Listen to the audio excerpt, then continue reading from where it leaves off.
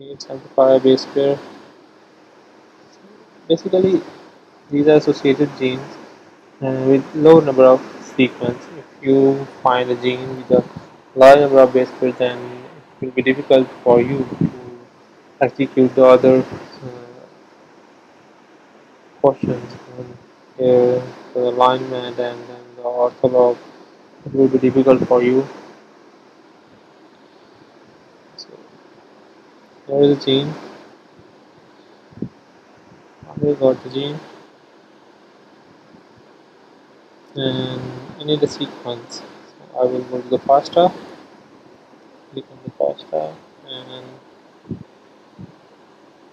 I will get the sequence. So here's the sequence.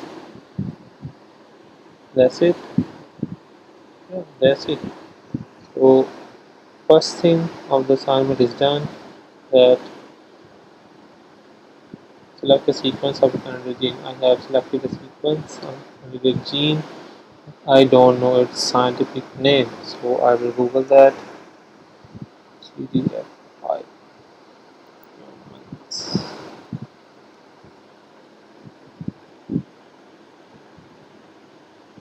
It's growth differentiation factor 5. And find out four presentations. It's growth differentiation factor 5. I'll find the scientific name.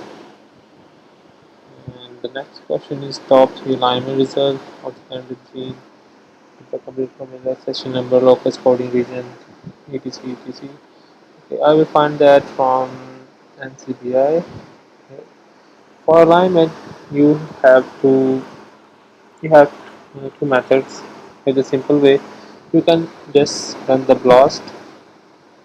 Okay, and it will nucleotide blast, and that will give you the alignments of that sequence. And there is another way. Go to the NCBI blast website, and then you can manually put the sequence and get the result. So it's pretty simple. I will run the blast. You can copy that sequence for your assignment. And here is the blast nucleotide website, and I will run. It's automatic.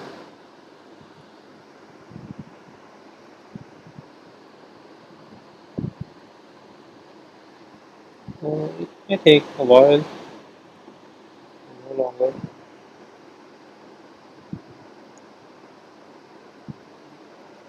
Okay, taking time. Okay, then there is it. So here are the alignments. So we got the session number. There is a session number. Then is a session number. Here there is a session number. We click on that in the new tab, and we will find the locus and the coding region.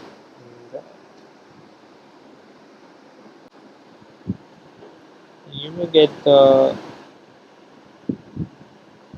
other information from the generals.